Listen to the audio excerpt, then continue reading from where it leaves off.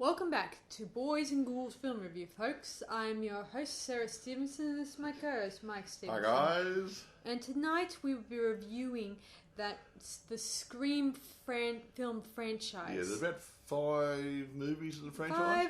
And according to what I heard, in 2023, there might be another one coming on its way. Number 6, yeah. So what we're going to do, we're going to start with the original movie a little bit, and talk about the franchise a little bit, I gather, and then we're going to talk about the current movie, which was issued, it just came out. Yeah, this year. Just came out. And then we'll wrap it on like we normally do. No. Yeah. One thing I like about this franchise is it questions horror movie trivia a lot, which is kind of cool because most people have been questioning it non-stop about how to make a good horror movie and how to find them and how to fight, survive one. Yeah. How do you survive a zombie apocalypse? Yeah, that sort of thing. But actually, getting back to that sort of stuff, hey, got 2 things. We're still working on our portable. We'll hopefully in a couple of weeks I'll have our good PA system up and running, our good mixer. But anyway, getting back to the original Scream. The original Scream was actually made, I wouldn't say it a parody, but a light-hearted comedy horror, taking elements from Halloween, Friday the 13th, and all those sort of things. Yeah. Another thing I like about this one is it's a whodunit. Throughout the series, it's a whodunit. You don't know the name of the killer or killers until the very end. Well, it's a bit like in Black Christmas, isn't it? Yeah, it is. Only in Black Christmas, we don't know the identity of the we never did. of the killers. Yeah. So we're left in this big dark hole of mystery. It's called the sequel hole. Although Black Christmas never had a sequel. Could have.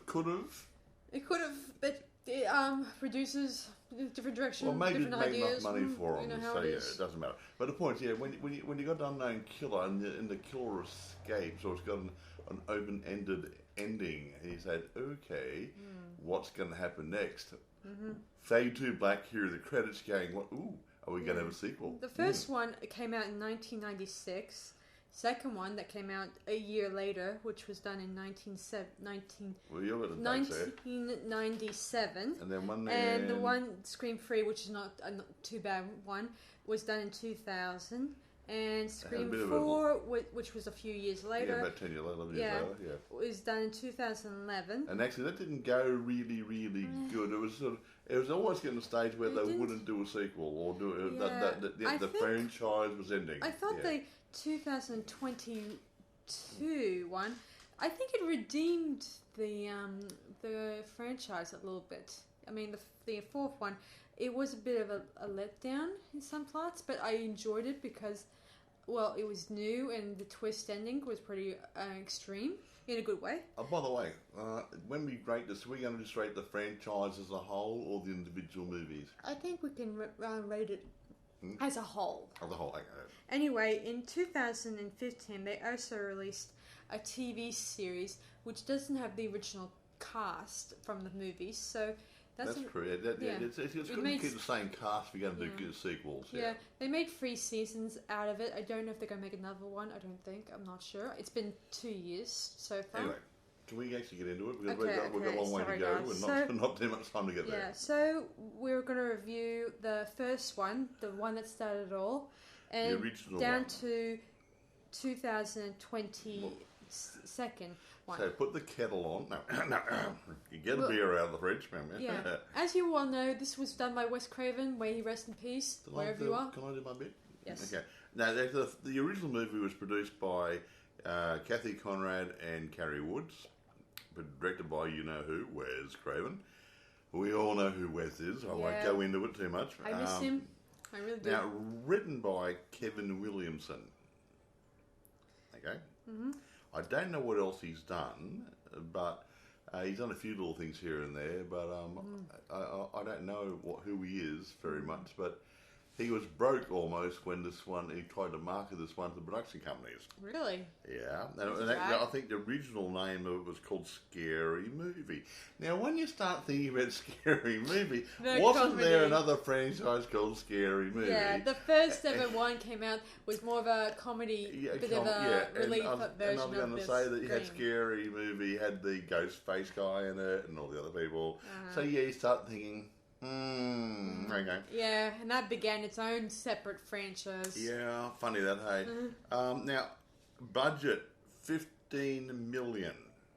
Now, that seems like a little bit, but box office $173 million. That doesn't include the home media, so they certainly made a few dollars on this one, guys.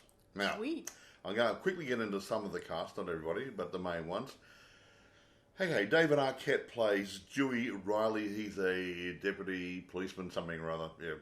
Neve Campbell, little screen queen. He plays Sydney Prescott. Courtney Cox. Now, actually, she nearly didn't get accepted for this role. Really? She was in Friends at the time, and she was a nice goody-goody girl in Friends. Oh, I get it. And this one here, she had to be a real bitch type. Yeah. And I think we can't see you being that person, but she pushed her way in. And she did the role quite nicely. I think she was a nice person in the franchise. I mean, I know she was all, a woman who wants to move up in the world in the media. It's just funny and nice and everything, but they couldn't picture doing the role. Now, moving right along. Now, here's a guy I like. He hasn't been in heaps of movies, but when I see him in movies, I get a lot of joy. Matthew Lillard plays Stu Matcher, whatever. He always plays a slightly weird guy. He plays a weird guy in this. Did he play Shaggy in Scooby-Doo? Yes, he did. He played he was in 13 Ghosts, the remake of it. He played this weird guy who was a very sensitive psychic sort of guy. He also appeared in the remake or whatever of His or That. Sort of the She's All That remake. Yeah, he plays a school principal type. He's weird in that. Everything he touches is weird, and I love him for it. Although he was in the She's All That too, as a bit of a weirdo. Yeah, that too. He plays weird really good. Actually, getting back on just before I move on, he didn't even go to the auditions. Really? He came into the building of his girlfriend who was auditioning for another part, and someone saw him there and asked him if he wouldn't mind auditioning because I was trying to fill some roles. Oh, I think they're considering him for the main role, but they called him back there to do his offsider. Oh, well, I think it's better because I don't see him as Billy Loomis. No, but he's definitely good offside. He's crazy. Anyway, Rose McGowan plays Tatum Riley. Skeet Ulrich. Now, Skeet's been around a few movies. He plays Billy Loomis, the naughty guy. Now, I'll only mention a couple ones here, but they're bit people. Henry Winkler, the Fonz out of Happy Days. He's been in a couple of movies, but he's in there as Arthur Hembry, the school headmaster. Funny thing is, his name's Arthur, and his name in Happy Days was really Arthur as well. Isn't that funny? Funny. But he didn't want to get credited for being in the movie because he didn't want his name to overshadow the new actors, which is very nice of him. No, that's nice. But 2 cameos. Linda Blair.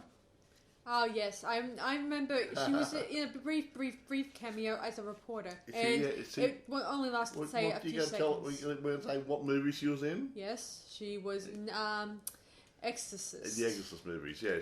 She played the little girl who got possessed, yeah. And Wes Craven plays a school janitor. Only for a couple of seconds. He's and he wore a checkered. He had a shirt with looking a little reminiscent of Freddy Krueger. So anyway, interesting that. Now, before, you might all get into. Can you make the story reasonably quick? We've got a long way to go. I'll try. Yeah. So the first one is Scream, and it takes place with a girl named Sydney Prescott, and she has a past, a very deep and very disturbing one, that her mother, Maureen Prescott, who had numerous affairs around town, and she got murdered by one of her love interests. And, something like that. Yeah, and Sydney, who witnessed it, dobbed the fellow in.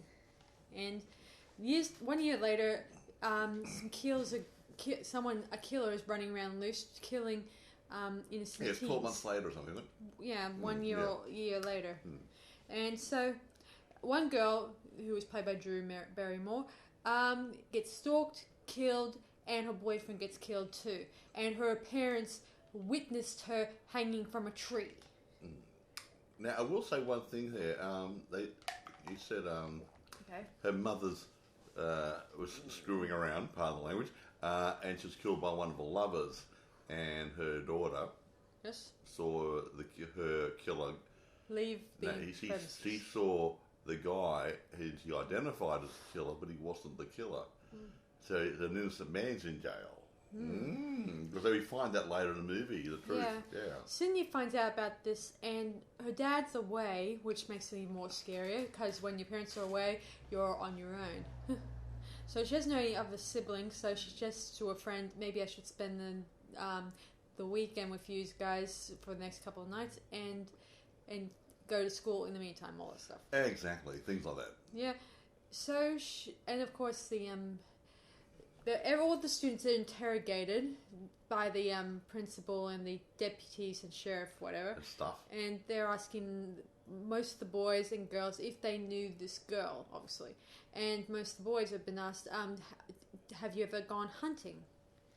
Which means, hint, hint, these deaths were gutted and very viciously. Yes, I think they're using hunting knives. I think I saw. They really nice. They're on a nice point, and with a weird for gutting animals and taking furs off them. Not the So this is a very unusual knife. Anyway, so Sydney goes home and she starts packing up a few belongings and arranges her, to stay with her friend for a couple of nights. And while she's waiting, she falls asleep on the couch and she gets a call by, who. Mormons? Nope. No. Communist Party? Nope. No.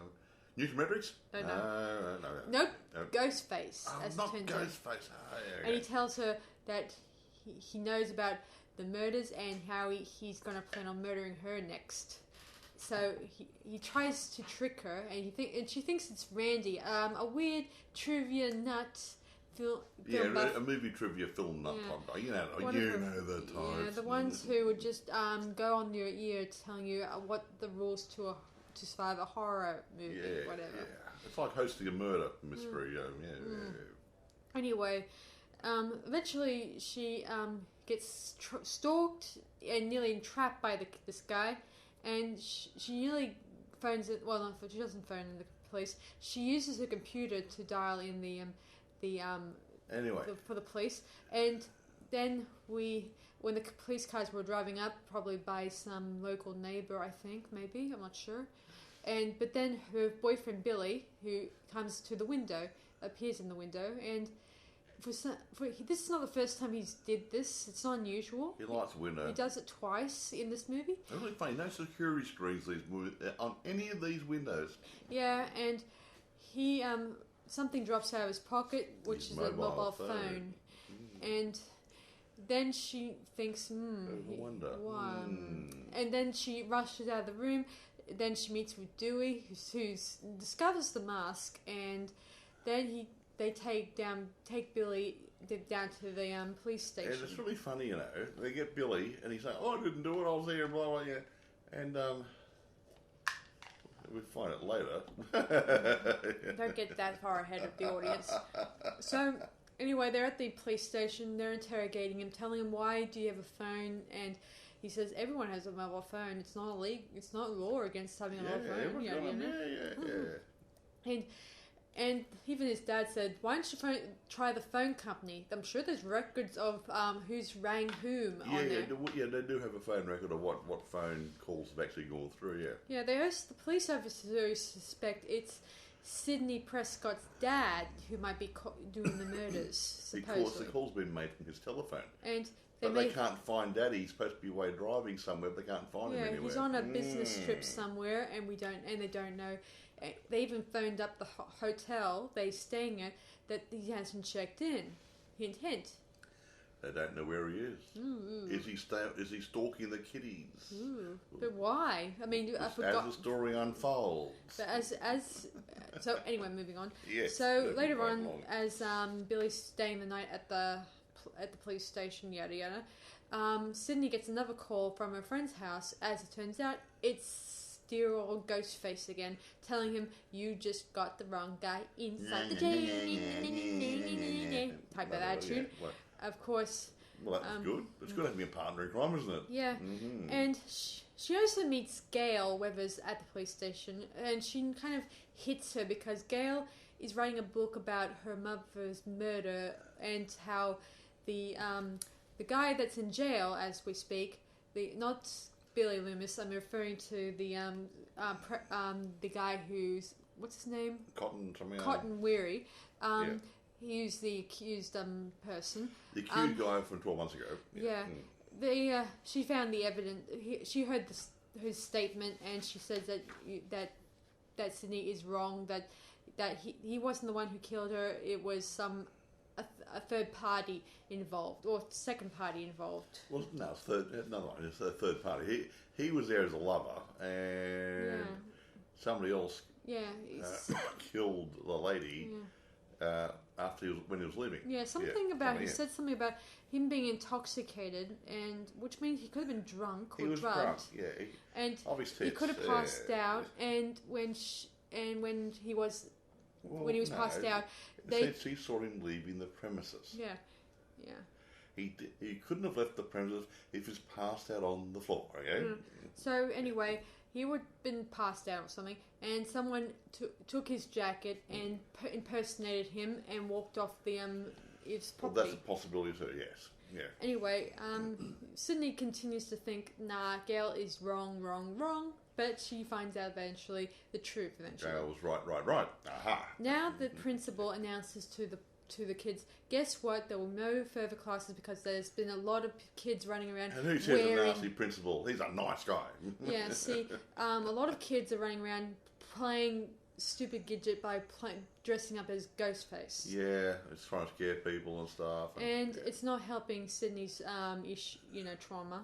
No, I wouldn't have mine either. Billy's released from prison, so that means... Well, because he's been cleared, because these phone calls are still going through and he's in prison. He didn't have a phone. Aha. Yeah, now the school is... now the kids are no longer going to school for this time being. Yeah. They're told to head home, and dear old Stu, the weird ass clown type, suggests to their friends, let's go have a party at my place, make things all light and bubbly, all that stuff. Yeah, no school, yay! Whatever. Yeah, I'm not realising the dangers, but I won't go into that yet. Hurry up, we've got so much to do. So then Sydney goes to her friends, and they go out shopping for some odds and ends, and we see Ghostface lingering in the background or something. Now that was interesting. How can Ghostface be in the shopping centre running around in between the aisles without other people seeing him? That one was really pushing it, guys. Pushing the envelope. Wes, hello. Yes.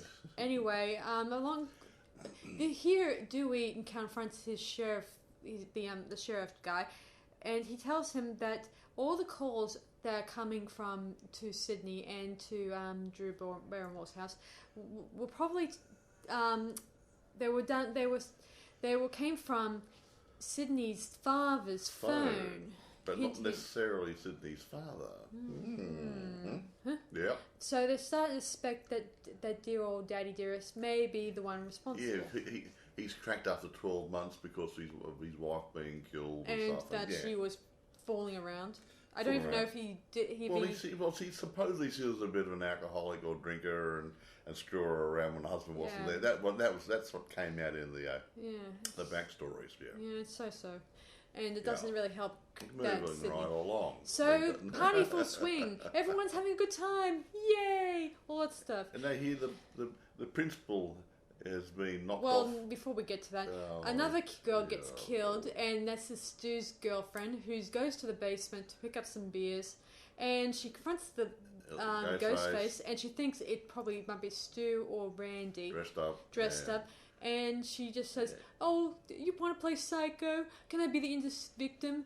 Oh, please don't kill me, psycho killer. I just want to be in the sequel," type of attitude.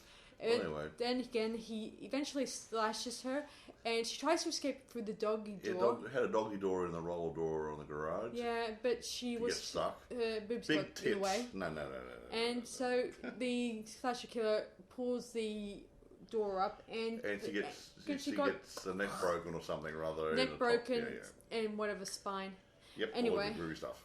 And no one knows when they left the party. No, a lot of people kept walking out the front door like nothing ever happened. I don't know. Maybe. Anyway, about the same time, the principal's death has been reported to the kiddies at school who found his body, and everyone's going, yay! And everyone leaves the party except for a handful, which are going to be where the climax is going to be taking place. Yeah, while this is happening, Sydney and Billy, they start getting busy. Meaning Billy has been Billy has been laying it flat to her that he wants to go to the next level of intimacy. So they do it, and in not a X-rated type of way. No, it's not sex-rated, but it's not a sex movie. It's a violent movie. So they seem to cuddle us off the bed and whatever, and that's about as far as it goes, which is good. You didn't have to see it. Yeah, we just cut back and forth between Randy watching Halloween and to them making kissy faces. Yeah. So anyway, irrespective, moving right along quickly. We've got Soon lots enough, to do. While they're getting dressed up, their whatever, Sydney asks Billy, who did he call when he was in prison? And he says, "My dad," she said, "The sheriff called your dad." And then we see Ghostface appear behind him, and he slashes him in the stomach and stuff. And then not a lot, a little bit. Billy enough. lies flat on the bed, and Sydney tries to keep to a distance from Ghostface as much as she could. Yeah. And eventually, she does try to outrun him a couple times, and we see a few people either reappear and disappear here and there, which makes it a little harder to know who's the killer throughout this thing. Eventually, she then spots Randy and Stu, and Stu is pointing at Randy, and Randy's pointing at him. Sydney doesn't know who is the one who might be the killer, so she heads back inside of the house, and there she sees Billy struggling for breath, and she pulls him aside. He takes the gun from her. She gets the gun from Dewey, who is lying on the porch, possibly in a conscious state. He's unconscious, yeah. And she then gets the rat-tat-tat on the door and pulls in Randy, who says that Stu's gone nuts or crazy. And then Billy gives him an odd look and says, "We all go a little mad sometime." And he gets that line from Psycho, Anthony Perkins. Yes, he did Anthony Perkins, that's correct, yes. He even says it himself. And then we see Stu, and he takes out this voice box that sounds just like the way the killer sounds on the radio. Ghostface. Actually, I want one of those. Yeah. And then they give Sydney the full story of why they're doing this. As it turns out, Billy has a very big motive. Billy's motive is that that Maureen, Sydney's mum, was having sex with his father, and his mother, Billy's mother, left because of the affair, and that's why he has this horrible grudge against Sydney, and he wants to take his revenge on her and all that stuff. Even though he already killed Maureen in the year before, but I think it wasn't enough. I think he just wants to continue the killings. So he then drags in Stu to become his accomplice, who, as it turns out, he had a crush on the first girl that got killed, but she dumped him for another guy, and so he kind of killed those two in that scene. Yeah. Even though he has an alibi, according to the story, he says he was with his girlfriend, and all that stuff. But I think it was Billy who may have been, doing the murder. He did have a friend, Stu, remember? So they both have their motives for doing this. and they want to frame dear old Daddy Dearest, Sydney's dad, for the crimes, saying that he must have snapped or just acted weird and stuff. Because they actually, these two guys, who's it? Bunglugs and Stu, Billy and Stu, they actually raped her mother and killed her. Yeah, they raped her. And set up Cotton Weary, or his name is, to take the rap. Yeah. Yeah. So, but it's not enough, according to the story. Sydney is still Maureen's daughter, and they think, in this silly way, that now that Sydney's no longer a virgin, whoops, she's no longer... Can't be a final girl. She can't be a final girl. Oh. But as I said before, guys, as long as you're not going to brag about having sex, yada yada... If you're not a party animal, it's still okay. You're still okay. You're not the... I don't understand why people think it's always the final girl has to be a virgin. It helps. It helps. It's supposed to be a nice girl who's not a party animal type. So exactly. It started off being virgin, and then once maybe a little bit of sex, recently lost their virginity, not totally sexually active. Soon enough, Gail appears, and she takes up the gun, and she plans on shooting both of them in order to make this a quick, easy, fix of the story. And eventually, she tries to shoot him, but unfortunately, the gun is on safety. So safety on. See, she was invited to the party. Well, she wasn't invited. She kind of snuck into the party. Gate crash. And placed a camera during, near the VCR thing. A little portable remote control sort of camera sort of thing, Yeah, while they were looking at Gail, Sydney sneaks off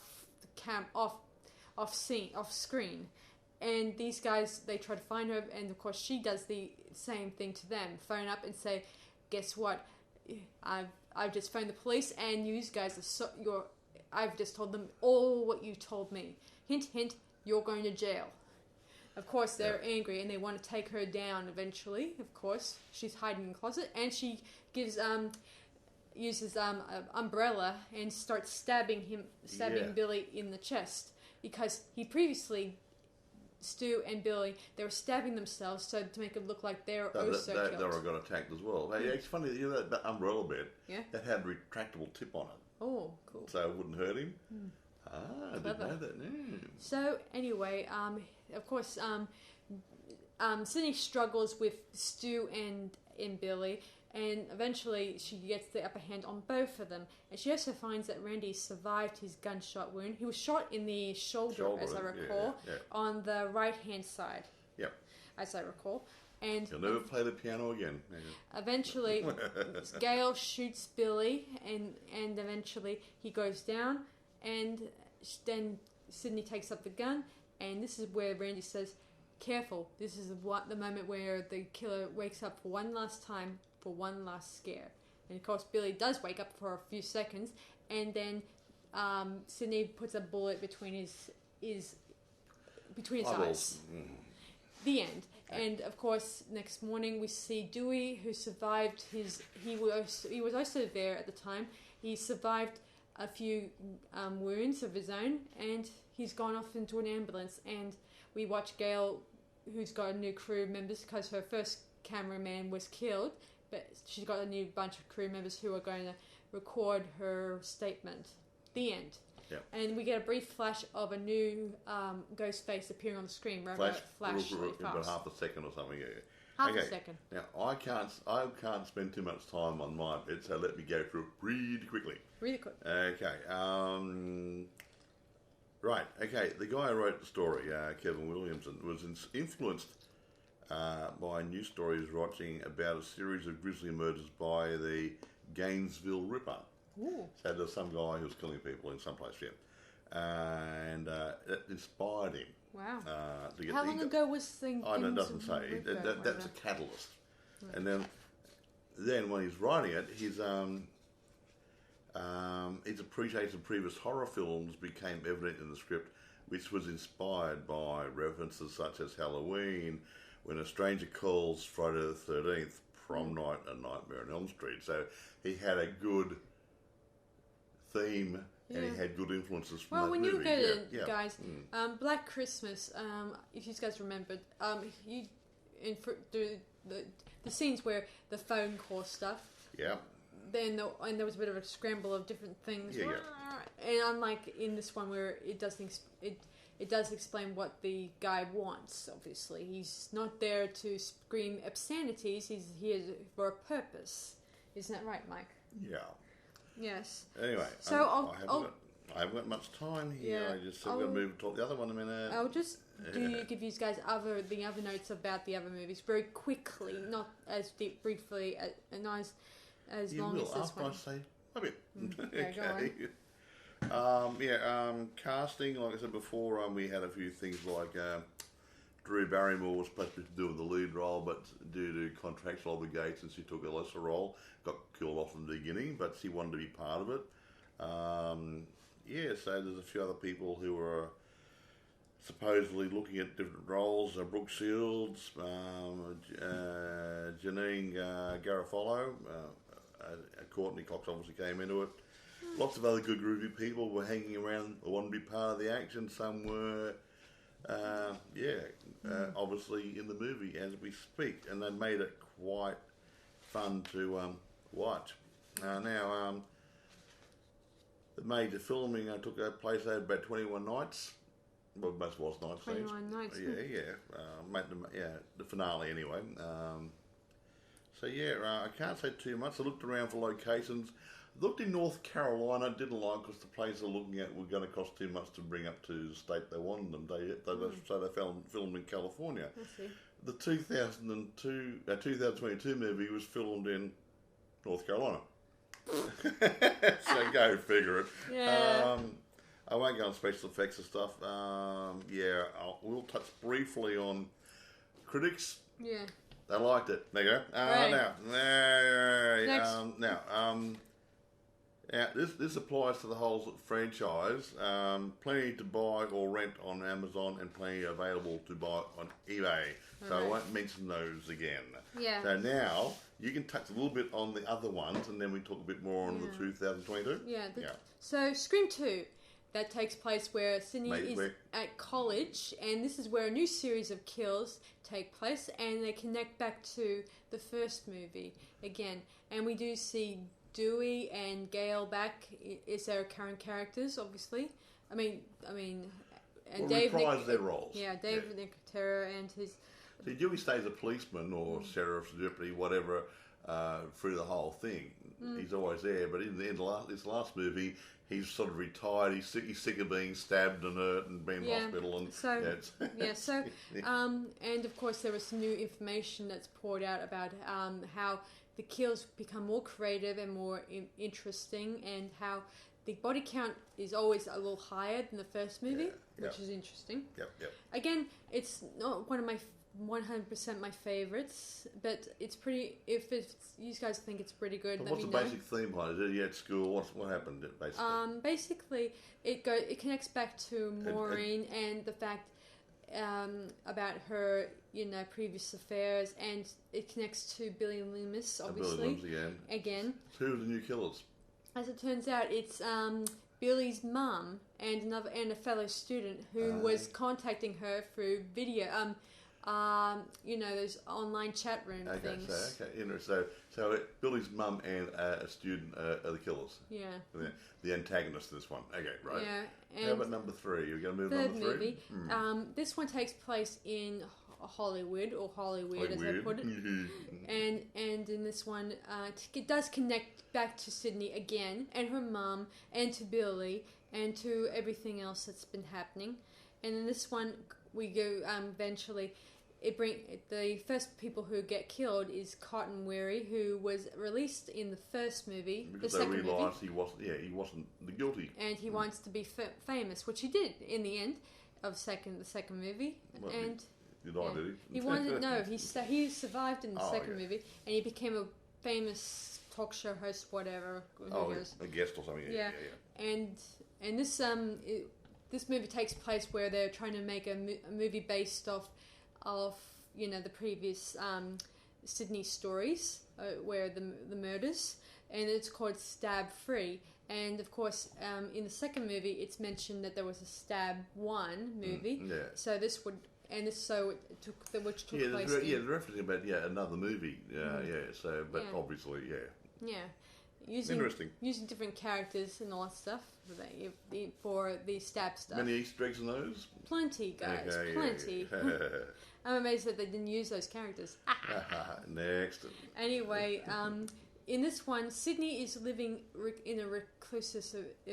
What would you call a person who's decided to remain like a hermit? Yeah, living alone somewhere. Living alone in an unknown area with a dog and living with lots of high-tech security, whatever. A little bit like Watsy in Halloween. She gets called back to, asked back to come to Hollywood, and she eventually encounters her past comes back, and in this one, she does get more information about how the third movie that deals in horror works. Like how in this one you're dealing with a super villain who you won't be able to defeat very easily, because in this one you won't be able to stab him or even shoot him or anything like that. But it doesn't stop our heroes from trying. Yeah. Moving right along. and in this one, the Ghostface has a special device that allows him to talk in someone else's voice. Oh, okay, that's not bad. That allows them to do another person's voice, which is kind of cool, different, and very deceiving for the protagonist. Yeah, well, I've thrown a few curveballs here and there. Yeah. Anyway, eventually in the end, we find out that it's none other than Sydney's half brother who was doing the murders in this one. And as it turns out... What's his excuse? Well, his reason is that Maureen, she was a young actress when she was a kid, a younger teenager. Yeah. She went to Hollywood to do a few movies and maybe some Roger Corman stuff. Oh, Roger Corman, yeah. And she did a lot of the casting couch stuff, which considers and now is really bad. So she had a little baby and she dumped the baby, did she? Yeah, and when she returned to Woodsboro, she buried that part of her life, and then he comes knocking at her door telling her, I'm your son, and all that stuff, but she said but she told him that part of her life was dead. So are you, go away, live alone. So he then starts following her around, using video footage to follow her every movement, and this is where he gets the footage to show to Billy Loomis that she was sleeping around. And this is where the whole the second movie comes into play. So it's all interlinking. It's all linked in that very final third movie, where it turns out that he was the one who organised it all to have Maureen killed and Sydney being hunted down like a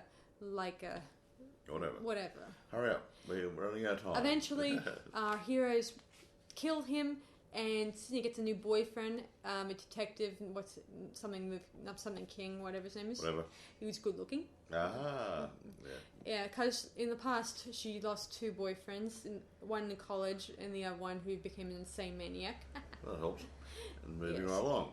Yes. The fourth movie, it doesn't no longer do the Maureen angle anymore. It talks more about, that Sydney's coming back. She's doing this book deal of sorts. That's right, yeah. And she wants to promote it in Woodsboro. And then these new kills start happening at dealing with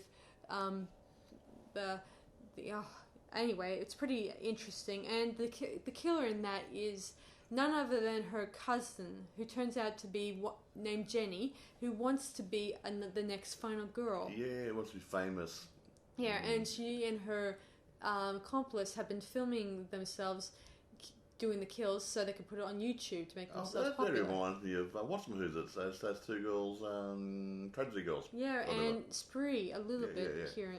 Okay, anyway. So that was a pretty average movie, do you think? That didn't box office really good, from memory either. I was a little... I thought the twist was pretty good, and I did think it was much more interesting when she does get the upper hand, Jenny killing her cousin. But then much later in the hospital, she finds out that Sydney survived, meaning she's gonna be the one who's gonna pull Jenny's plan apart. Oh, and so she tries to kill Sydney, but luckily Sydney and Gail and Dewey get the upper hand by by killing in the hospital. Okay. And of course, outside in the media circus, they think Jenny survived, yay, woohoo! But she didn't. So that's a drag.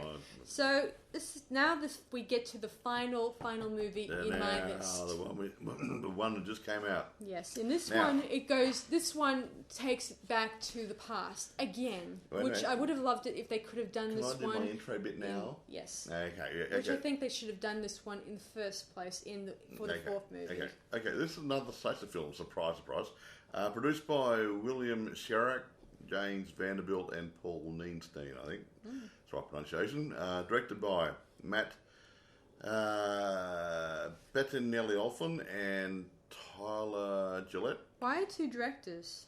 I got 2 directors. I'm just wondering. Was it because? I don't know. Is it because of creative differences or something? They might have done Unit 1 and Unit 2. I don't know. It's just that usually it's one director throughout, and they will travel to different places, and they'll still have the same director in charge, and all that stuff. Unless it's a lot of times, it's usually one. Well, actually, from memory, they're actually part of a company.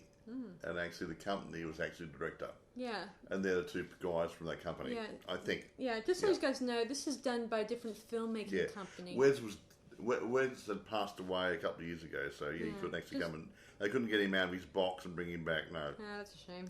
Anyway, I think Matt and Tyler are actually part of a company who do directing. Yeah. Yeah. So they might have said job. Written by James Vanderbilt and Guy Busick, based on the original one by Kevin Williamson. Now, this one had a budget of 24 mil. They made about 139 million so far on it. That's good. And actually, there's good reason. It's a good movie. Yeah, it's a bit more bloodthirsty. It's less horror and more slasher.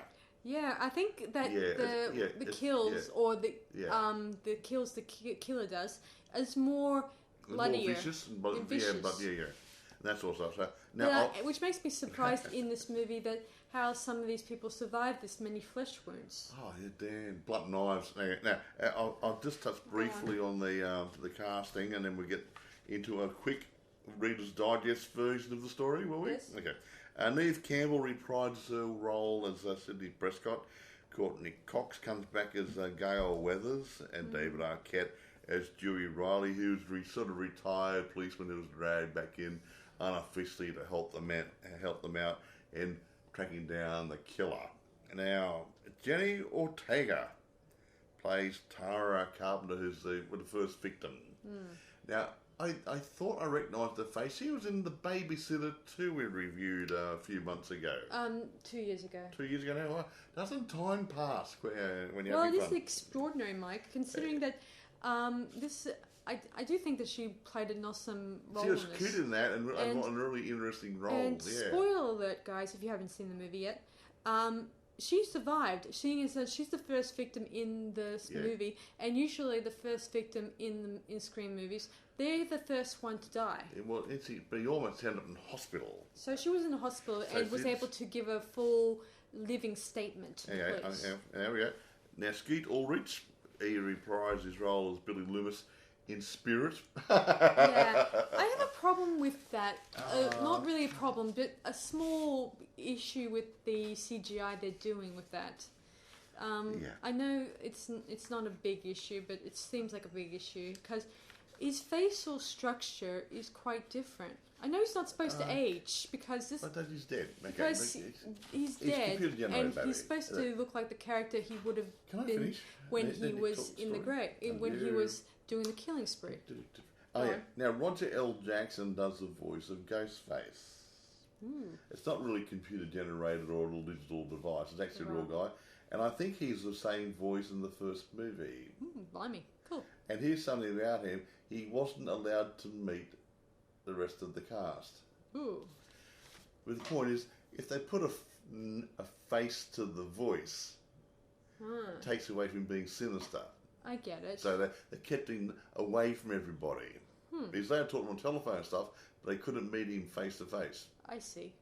Interesting that. So this creepy guy on the phone, what's he look like? Is he really weird? Got 2 heads? He look like Frankenstein? No. Now, quickly, get into the plot because we are running out of time a bit. Okay. Yeah. So we're running behind. So I'll say this briefly. Our least final girl, if we can call her that, in this movie is named Sam Carpenter. After Mr. Carpenter. Yeah, gee, who may have be that name? This is probably the third person I know in these movies that's been called Carpenter in surname alone. Isn't that right, Mike? We after what's that name? Who guy who Blake's movies? Yeah, another person's name that's casted in this role in this story is the first name, obviously, West. One of the characters' name was Wes. Wes. Based off, or sort of based off Wes Craven's name. Yeah, Wes. It's kind of nice dedication when you think about that. Wes, and you got Carpenter for Johnny Carpenter and other people. Yeah. Anyway, back to this. So Sam Carpenter, she gets to hear that her sister was brutally murdered, or not brutally murdered, attacked by an unknown ghost face. And she comes back to town. Yeah. She's been away for a couple of years. Yes. And she has her reasons. She has her own ghost in the closet. And this is probably one of the reasons why I think this movie improves on the fourth movie. And I wish to the heavens above, this one could have become Scream 4 more than ever. Wouldn't you agree, Mike? Yeah, probably. It would have been great. Yeah. So, anyway, she goes back. Her secret is that she's the daughter to Billy Loomis. And she continues throughout this movie having a bit of traumatic visions of her dead father, and he's telling her go out and kill this person, even though I think if the real Billy Loomis was alive, he would not be telling her to go out and kill this person. She would be encouraging her to go after and kill Sydney. So it's in no way her subconscious telling her you should go out and try to track this jerk down. In other words, but she's fighting this because she can't see behind the fact that this person, this delusion of hers, is none other than her real biological father. Yeah, they do. Yeah. So she can't see beyond that, not realizing it. So anyway, back to the story.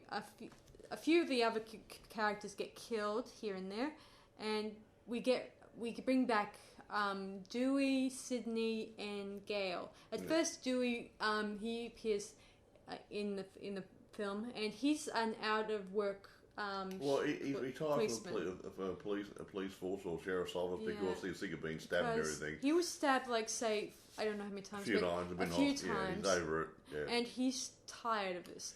And he had a relationship with Gale, wasn't it? Yeah, they got married in the fourth movie, and they had Rocky, and then... And they've since broken up, and he's not handling that very well, so he's living in a shack in the woods. A track or a trailer? A trailer or whatever. Yeah, trailer. But he doesn't stop loving Gale, and even though she's moved up in the world, he's still living in Woodsboro.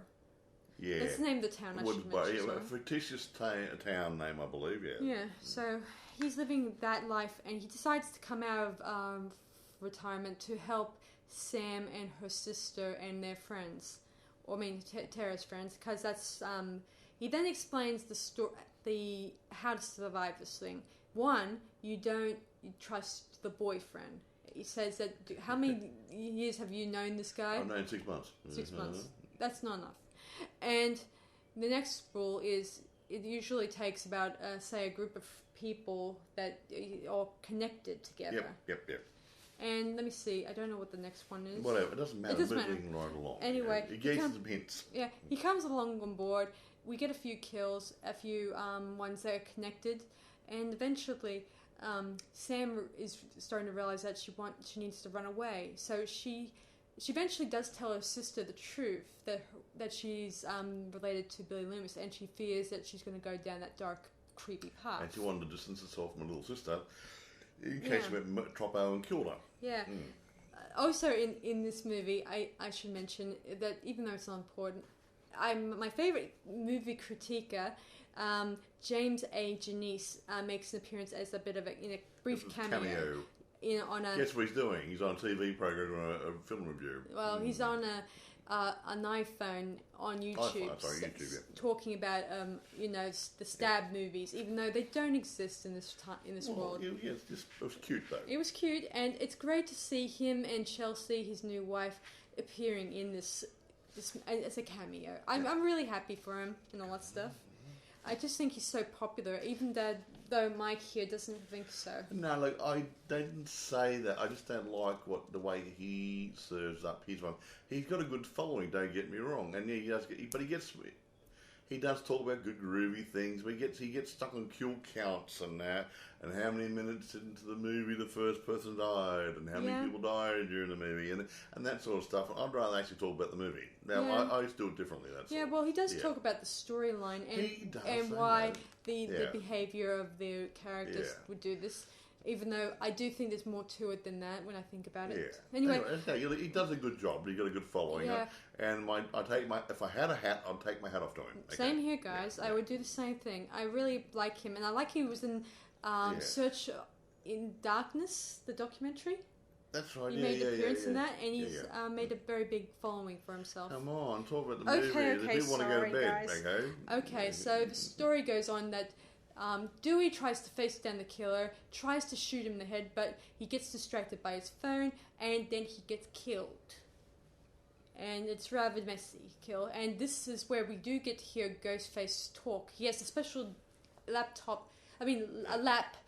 what do you call it? The lapel type voice recording thing, the voice thing. Like a lovely microphone. Yeah.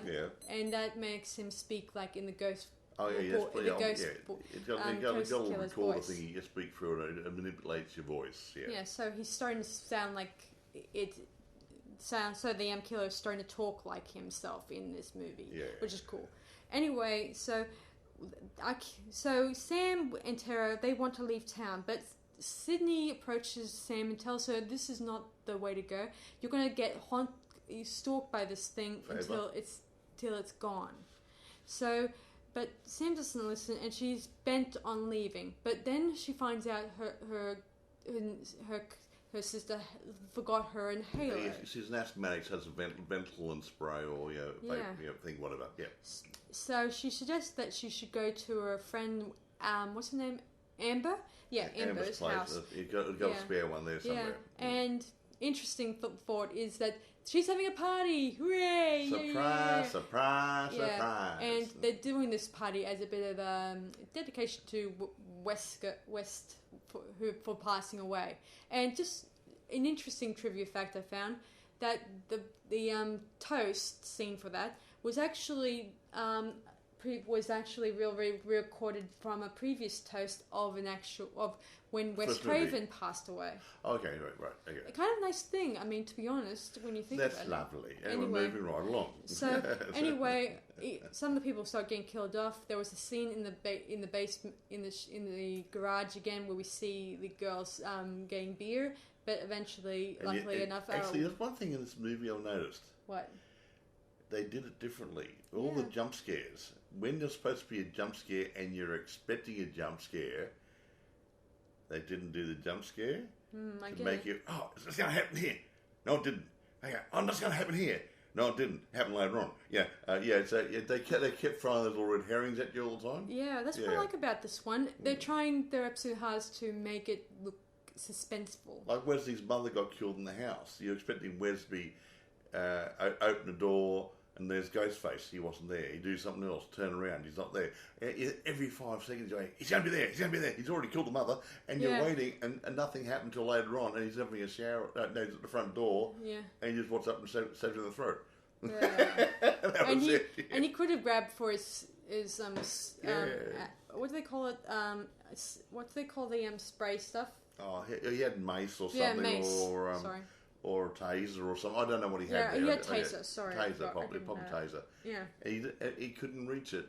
What a bugger. That would have put a charge up his kilt, wouldn't it? Yeah. Bugger bing. Hurry up. Anyway, people want to go to bed. Yeah. Sydney leaves a tracer thingy on Sam's car.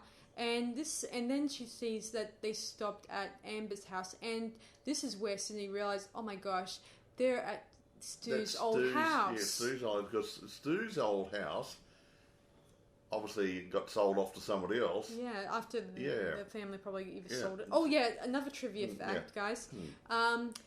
There were two other characters in this movie that are related to Randy, and this is interesting bit.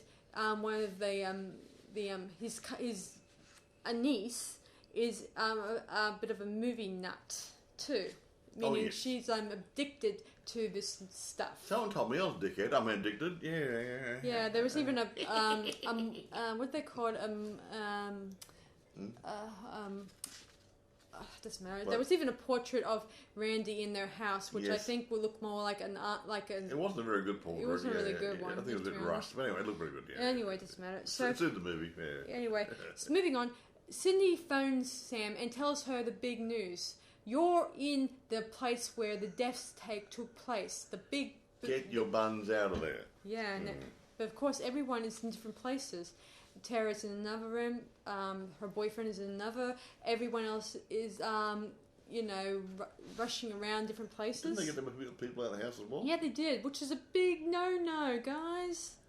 You don't move everyone out of the room. No, that's it. That's how safety in numbers. When you go to the beach, you swim with all the fat people. Let the shark eat them first. Yeah, really what's funny. that? Yeah. Anyway, it was her boyfriend's idea. He suggested they all go home and do that, whatever. Yes, and eventually, we do see the girl who was watching the movie of her uncle in the room, and the killer does come upon her, and in this scene we think she's going to do exactly like her uncle did, but she actually turned, and luckily enough he just stabbed her in a not so wounded place, and luckily she was fighting him off, and dear old Sam jumps in and tries to get him away from her. Yeah, a lot less kills but a lot more blood in this one, wasn't there? Yeah. Anyway, she eventually survived. Her brother, he was attacked outside. He was attacked outside trying to look for his girlfriend. And we all thought he was dead. Yeah, I'm a little surprised myself. He severely wounded, but we found out at the end of the movie he was dragged off to hospital. Practically, he was stabbed like so many times. Well, you'd think that all those wounds would have killed him. But I know why. Like, a bit of spoiler. Obviously, there's usually two people dressed up as Ghostface. One was the boy and guy, and one was the girl. Maybe the girl was attacking the boy outside. Yeah, I think so. And she wasn't strong enough to actually stab him properly. That's a possibility, Mike. There's a possibility. Should have the energy to do it. Yeah. Anyway, they then soon enough everyone arrives in the lounge room, and they all accuse Sam, pointing the finger that Sam was the one responsible. Yeah. But actually, Sam is not sure about it, and even another girl who was the boyfriend to that guy you mentioned is also accused, and we all think it's her because it's always the quiet ones. Yes.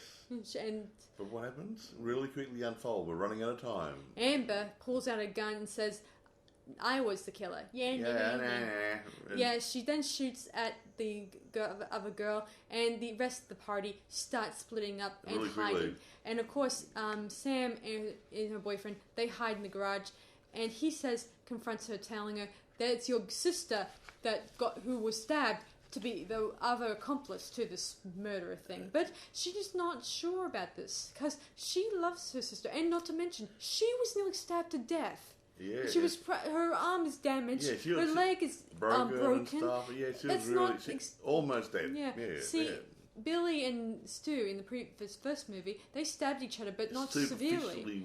Superficial wounds, so they would actually be able to go to hospital and get mended. Yeah, but her wounds, they're severe. That might take life-threatening. Life-threatening. Yeah. Real life-threatening. Yeah.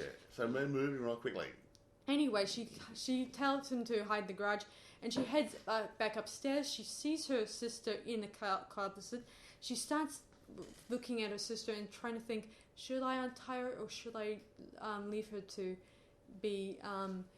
she might be an accomplice or something, but she then changed her heart, obviously. Well, we don't know. It was a cutaway, but we find out she actually cut her bindings unseen, and stuff. Obviously. And she made a phone call to the police, didn't she, or something behind the scenes. Wait for that. Eventually, Sydney, Gail arrive, and we think they know it's... Amber comes out saying, "Oh, I was stabbed." Pretending. But then she eventually attacks Gail, and Gail shoots her in tells the her to shoulder, go doesn't out it? and finish the job, meaning kill the that little witch Yeah. and whoever else who's Helping happened to her be a out, yeah. ghost face, and avenge Dewey. And they go in there. Well, she does, and she goes gets a in there, call, I know and that, yeah. and she starts shooting at the doors, you know, to make sure that there's no killer behind door number 1, door number 2, and door number 3. Yeah. What a good way, instead of knocking, you just shoot through it. Yeah, of course That's she ends been done up before, shooting the boyfriend, which I thought was a good one. It's quite funny, yeah. And as it turns out, oh my gosh, it is the boyfriend who is the actual killer to this whole thing. He's the other person dressed up as Ghostface. He then stabs his ex Sam, obviously, and they all drag them into the kitchen. No surprise. So Sam's boyfriend and this other girl, Amber, are doing that mouthy bit about sequels and then how the storyline should be going and this, that, and the other. And, going on about how the 8th stab movie will ruin the franchise. Yummy. All They sort think, of crap. all that kind of crap. But then again, they're not wrong there because a lot of franchises have burned out over the years. Anyway, they think that by doing this one, they'll revise the revive the whole franchise thing. But anyway, and dear old Sam Carpenter, they say that they're going to be the heroes, she's going to be the loser.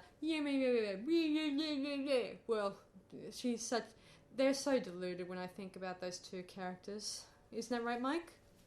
Yeah, exactly, yeah. Yeah. Crazies. Yeah, they made the original one, Skeet, and the other guy look like they're Billy professionals. Billy and Stu look really good. No, normal guys, like choir boys or something. You know, Amber heads upstairs to bring Tara down so that they could finish what they've started by killing all 4 of our characters.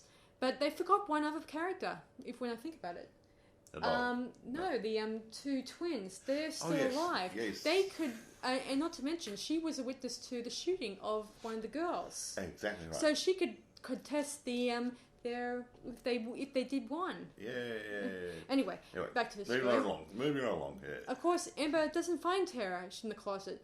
Turns out Sam, in her trusting capacity, has freed her sister and allowed her to contact the police and reveal the whole dirty truth. Yeah, and meanwhile, she hits the fan. Yeah, suddenly the phone rings, and Sam giving her old boyfriend a smile, saying, "I think that's for you." Mm-hmm. And this is the interesting part where we then eventually fast forward. She and Sydney, Gail, and her sister start fighting these pricks off. Oh. Hey, you can't say pricks. I can. No, I would have said something gross, but I would not be doing these naughty people. How's that? So, I like how Amber goes down, where she tackles Gail, taunting her about her ex Dewey, and eventually Gail decides to get the upper hand, and Amber's like, "Oh, please don't hurt me, all that stuff, and eventually Gail's fed up with this bee and decides to takes Dewey's gun and shoots her, and the oven's on. Just so you know, the stove was on. The gas burner was on. Yeah. See, and she Sydney, had oil all over it, didn't she? Yeah, Sydney threw a jar of oil on her face, and this is where my favorite part. She burns up like a torch, and she was even remarking, "It's time to take the torch."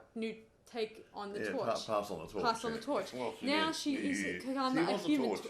She's a human torch. Hurry up. Meanwhile, Sam is fighting her boyfriend, and Sam's boyfriend's taunting her about how are you going to beat me, all that stuff. You're going to give me a phone call, yeah. But then Sam looks over at the mirror and sees her father, and he's looking down at the forgotten knife. Yeah, there's a knife there, but just hidden behind a curtain. Yeah. Just near the wall. And she gives him a look, and he nods. Yeah, grab it and do it. She says, "I made a new rule to this franchise. Yeah. Never mess with the daughter of a serial killer." Yeah. And she really rips into him. She goes for it like a thrashing machine. Yeah, really good, she really gets into him. And unlike Amber, who is not really good at it, she does it thoroughly. And this time she cuts her boyfriend's throat. Very nice. And Sydney Gale approaches her and says the remark that we hear so often, that the killer will come back for one last scare. So you get the gun and shoot him in the head. Yeah, she shoots him in the head, and then we think it's all over. Then we see Amber running like a maniac at them, A bit charcoaly, a bit burnt. And she ends up getting shot in the head, and that's the end of it. By Tara, no doubt. Yeah. So there you go. Then the two nasty people are dead, and the final girls are still standing there. Yeah. Gail remarks that she doesn't plan on writing another scary story about the murders, and decides to write something about her Dewey. ex-husband, Dewey. Isn't that lovely? Which I think is nice, and all his exploits of being a policeman and stuff, his biography or something. And I think it's nice. And nice. Sam is finally putting the past behind her now that she's realizing that she still has her sister and her friends, and now they can all live happily ever after till the next friend. Fade to black. There you go. Till the 2023 one, which I'm not sure if I'm going to review yet. Well, we might. Now, okay, a little bit, because I haven't got too much time here. Yeah, sorry guys. I know this. I just think that this story is so incredible. I like this one better. There's more slash in it than horror. Yeah, it's all very bushy. It gets through there pretty fast. Good body count, a lot of blood, stuff. Yeah. Now, quick stuff. Yeah, Wes Craven was supposed to be contracted to do the 5th movie, but the 5th movie didn't take off directly, and he died in 2014 was it? Or around there. A few years back, so he wasn't alive to see the next movie come to life. Only this was the 4th one. I just wish I knew. I mean, then again, who knows what Wes Craven may have put a pitch to the producers. They probably would have said, no, we don't want Billy Loomis to appear in this movie. We want to ditch the Billy Loomis angle. Let's just focus on something new, yada yada. Even though the new angle did, as you said before, bombed in the box office. Yeah, it didn't bomb, didn't performance ball was good. Okay, anyway. Go on.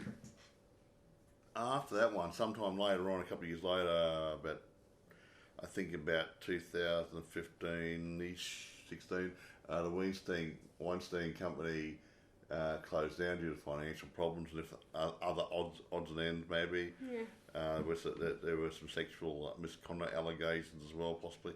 Anyway, so this was taken on by another production company, wasn't it? Spyglass or something? Spyglass Production. Yeah, they took over. Blumhouse name was mentioned, but Blumhouse didn't. That was fake news. I'm glad they didn't take it on, because I don't think Blumhouse has done a good record of movies. Didn't Blumhouse do Saw? No. That's almost it. Yeah. But I just think, well, no, not Blumhouse. I'm thinking of another person, another studio that... Blumhouse do good stuff, Yeah, well, maybe it is Blumhouse I'm thinking of, because there are some other movies that they did don't think they were really good. Anyway, real quickly, principal photography was done in North Carolina. When they did the first movie, they said, we don't want to go to North Carolina because it's going to cost too much to do it. So maybe it's so many years later the house has been fixed up, whatever, I don't know, but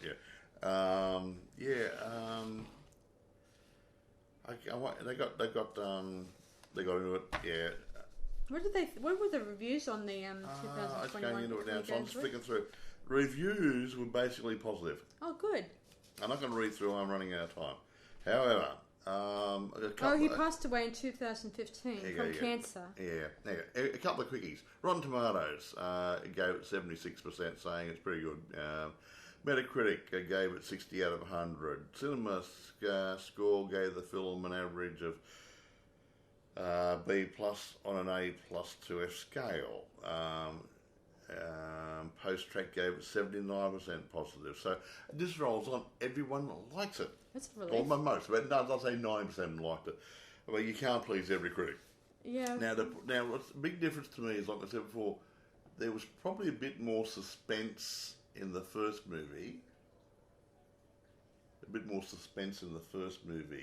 But there was more slasher activity in the second movie. Would you say that? I would say so. Yeah. I mean, I did think the suspense in this one was pretty cool. Well, it wasn't as great because there's more action happening in this one. So a lot of slasher movies get the action happening as well. I know. So you can't have suspense time where you have action. So, but the other one had a bit more suspense time to build up for your jump scares and whatever. But I think this one did a good job mimicking. I think it was a good mix. It too.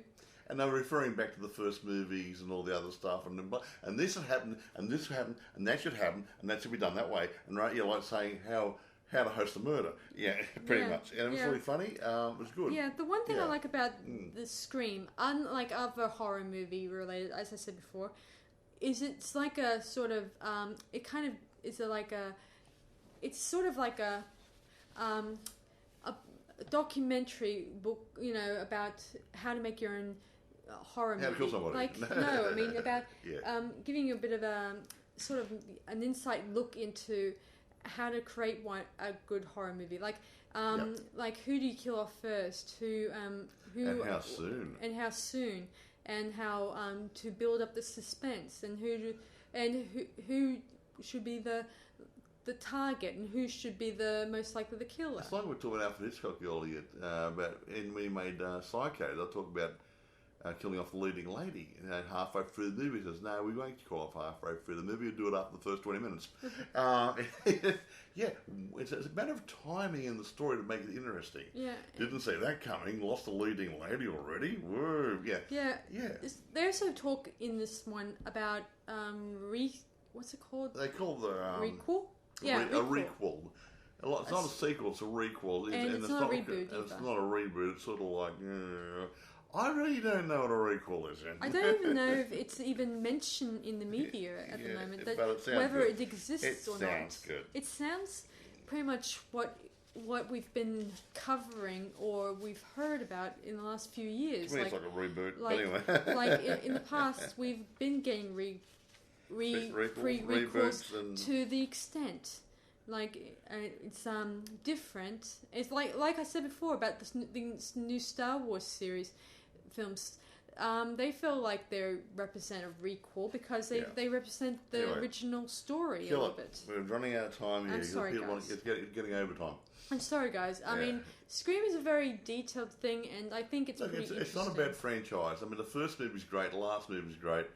Number 4 probably was the worst one. So probably 1, 2, and 3 are pretty good. 4's average, and number 5 has brought integrity back again. I think 2 and 4 were a little on the average side, even though I did think I liked the new technology, camera work, and the motive behind it too, which is pretty cool too.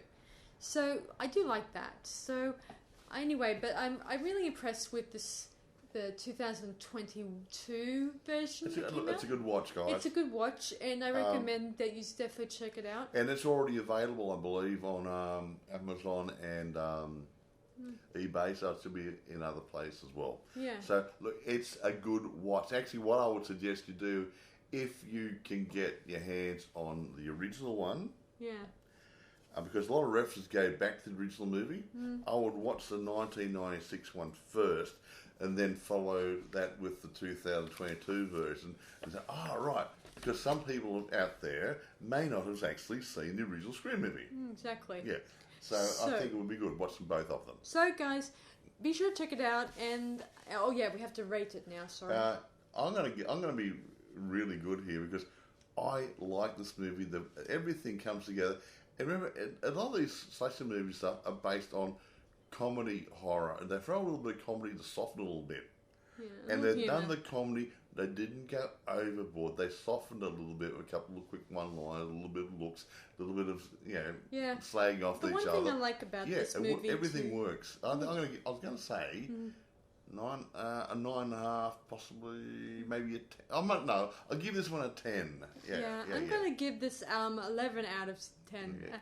I'll give it a 10, mainly because they've stayed faithful to the original. Yeah, that's what I like about it. I mean, if this was the 4th Scream, I think we would have loved it even more when you think about it. Yeah, but fourth lost a bit. Shame I saw it ages ago. I can't remember how it goes. Who knows now, what Wes Craven... He may have even thought about bringing back Billy Loomis, but maybe the studios refused. Well, he was going to do Scream 5. His contract did, but he got sick, and they didn't get around to making the movie. So yeah, it's a shame, really. Anyway, he was such a legend in his time. Wes Craven and the other guys of his ilk are sorely missed. The one thing I like about this is that the kids look like kids.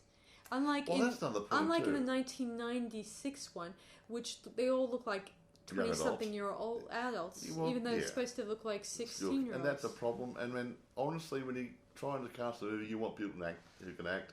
If you can't get the kids, you got to go young adults. You look at Michael J. Fox in Back to the Future stuff. He was his late 20s. Playing a school kid. Or a college kid, yeah.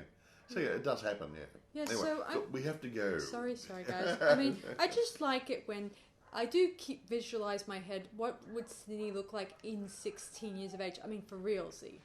But I guess I'll never know because it doesn't matter. So I'm going to rate this, as I said before, 11 out of 10. And I do, because I do think this, the 2021 has redeemed itself after the fourth movie. Yeah, these guys, this production company and the directors they hired, I got to name their company. It had some sort of company name. I kind of love it that the directors, the two directors, they were able to recreate it from Wes Craven's filming style as much as they can. They even brought back the famous Scream theme song in that movie too, which was kind of creepy too. Scream once, scream twice. Anyway. Red Rabbit. I can't remember the song, but I know it's really has been in all the franchise, or I think. Whatever. Anyway, thanks. I don't get in the music too much. Anyway, thanks for listening to our latest podcast, everyone. Yeah, thank you guys. It's been a pleasure. Well, no, it's not my pleasure. I mean, it's always good to talk to you guys. I hope you're getting pleasure out of it. Yes. By next week, Mike is going to go away, so we're going to try and get a few in the can. We're going to get as many as we can in the next couple of weekdays. So you guys won't feel obligated to wait. Yeah, I'm taking my wife away for Dirty Weekend. No. Don't go there, Mike. All right, thanks for listening I'm not dead yet. So thanks for listening to our latest podcast, everyone. This is Sarah Stephenson. And Michael. Saying we'll see you guys for our next one. Bye see for you now. guys. Bye.